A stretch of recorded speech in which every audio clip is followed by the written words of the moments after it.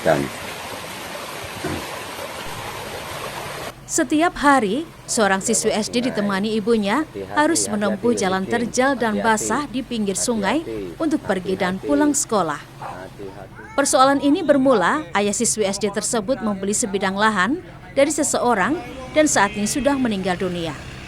Namun pembayaran dilakukan secara bertahap dan disepakati secara lisan. Adik sang pemilik lahan pun mengklaim sebagai pemilik sah lahan tersebut berdasarkan sertifikat resmi. Dan perselisihan berlanjut ke proses hukum dengan perkara penyerobotan lahan. Ayah siswi SD ini pun dinyatakan bersalah oleh pengadilan pada 17 Juli 2025 karena menggunakan lahan tanpa hak dan diputus penjara 3 bulan. Atas dasar putusan pengadilan tersebut, pemilik lahan memilih melakukan penutupan akses jalan bagi penghuni rumah di bantaran sungai Jalan Lamongan Selatan, Kota Semarang. Dan atas putusan pengadilan yang dimenangkan oleh pemilik lahan, penghuni bantaran sungai mencoba untuk banding agar akses jalan bisa dibuka kembali. Nah, saya nggak tahu, tapi saya bilang gini, waktu datang rame-rame. Saya tanggal 22 itu hari Rabu udah mengajukan banding. Ini dilakukan hari Selasa.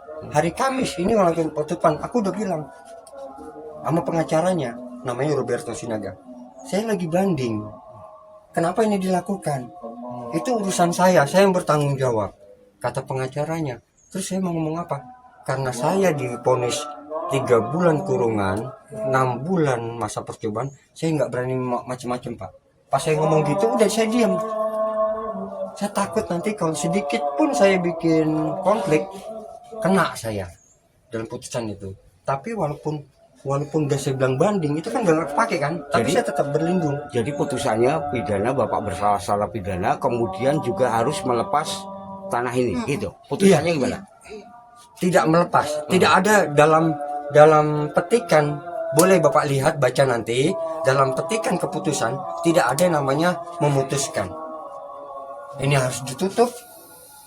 Saya harus melepas tanah. Tidak ada keputusan. Cuma keputusannya saya bersalah menyerobot. Udah gitu saja. Tapi tidak ada kata-kata lain. Dan Bapak kena pidana 3 bulan itu. 3 bulan dituntut. Makanya disitulah kami merasa protes. Ini tidak. Kenapa hakim tidak melihat, tidak menghadirkan saya punya saksi. Sementara itu, Camat Gajah Mungkur yang datang ke lokasi berjanji akan melakukan koordinasi dengan pemilik rumah untuk bisa memberikan akses jalan bagi anak yang hendak ke sekolah. Pasalnya, aktivitas yang dilakukan oleh siswa sekolah tersebut dinilai sangat berbahaya jika terjadi hujan lebat dan air sungai meninggi. Nah, ini ke depan ya kita masih berupaya lah untuk musyawarah bagaimana jalan terbaik sehingga anak yang sekolah SD ini bisa mendapatkan akses jalan lah. Jadi tidak melalui sungai terus sampai melipir ke jalan yang tidak seharusnya dilewati. Jadi karena ini Pak Siagiannya ini masih mengajukan banding, jadi sambil nanti proses pengadilan berjalan, nanti kita ketuk hatinya lah Bu Sri Rezeki, semoga bisa memberikan akses sambil menunggu proses. Rumah kecil siswi SD tersebut berada di tepi aliran sungai. Setelah akses ditutup, satu keluarga harus melewati sungai di belakang rumahnya yang curam dan terjal. Dan ketika hujan, air sungai akan meluber ke rumahnya. Heri Widodo, Kompas TV, Semarang, Jawa Tengah.